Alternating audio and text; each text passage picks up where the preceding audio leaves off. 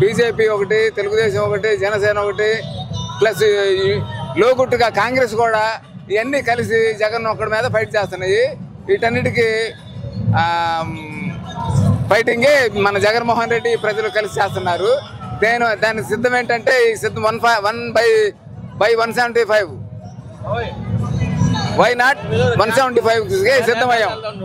రేపు నెక్స్ట్ ఎలక్షన్లో 175 సాధిస్తుందని మేమందరం నమ్మకంగా ఉన్నాం.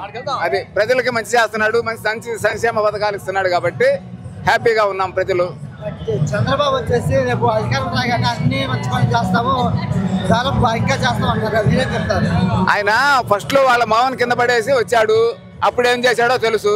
ఆ తర్వాత మళ్ళీ గెలిచాడు, మళ్ళీ ఏం చేశాడో తెలుసు. ప్రతిసారి బీజేపీతోనో ఇంకో దాంతోనో కలిపే వస్తున్నాడు. ఏ రోజు ఏం చేశాడో మనందరికీ తెలుసు. ఇవాళ వచ్చి ఏం చేస్తాడు, రేపు ఇప్పుడే చెప్తాడు. రేపు ఓట్లేసి గెలిపించాడు అనుకో, రేపు మామూలు వాళ్ళ పని వాళ్ళు చేసుకుంటారు, వాళ్ళు సంపాదించుకుంటారు. అంతేగాని ప్రజలకు ఏం చేయడు. టీడీపీ జనసేన సభకి ప్లాన్ మొక్కలవుతున్నారు, టీడీపీ జనసేన సభకి ప్లాన్ మొక్కలవుతున్నారు, దాన్ని మీరేం చెప్తారు? ఏం రాదు. ఇప్పుడు రేపు వై నాట్ 175 175 గ్యారంటీగా గెలుస్తుంది.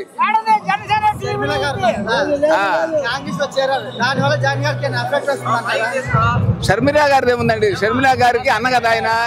షర్మిలా గారి తర్వాతే కదా జగన్మోహన్ రెడ్డి తర్వాతే కదా షర్మిలా పుట్టింది. షర్మిలాకి చిన్నప్పటి నుంచి జగన్మోహన్ రెడ్డి మంచి ఏందో చెడు ఏందో తెలుసు. తెలుసు కాబట్టి మొన్న జగన్మోహన్ రెడ్డికి సపోర్ట్ గా వచ్చింది. ఇవాళ మళ్ళీ జగన్మోహన్ రెడ్డికి వ్యతిరేకంగా జగన్ వదిలిన బాణం అని అంటుంది. దాని అర్థం ఏంటి? కాంగ్రెస్ వాళ్ళ దగ్గర, చంద్రబాబు నాయుడు దగ్గర వీళ్ళ దగ్గర డబ్బుల్లోకి వాళ్ళ ఆయన ఏమా కలిసి ఈ విధంగా చేస్తున్నారు అనమాట.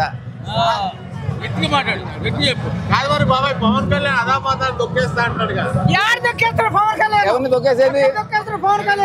జగన్ తొక్కేయడం వాడి వల్ల కాదు, దేవుడు వల్ల. వాడిని పుట్టించిన దేవుడి వల్ల కూడా కాదు, వాడిని పుట్టించిన దేవుడి వల్ల కూడా కాదు. లోకేష్ వాళ్ళు ఆరు కొట్టించుకున్నారు, గతంలో కొట్టించుకున్నారు, గుండు కూడా చేయించుకున్నాడు పవన్ కళ్యాణ్ చేత. మళ్ళీ వాడిదే కుడుతున్నాడు, వాడు పవన్ కళ్యాణ్దే కుడుతున్నాడు. అది పరిస్థితి.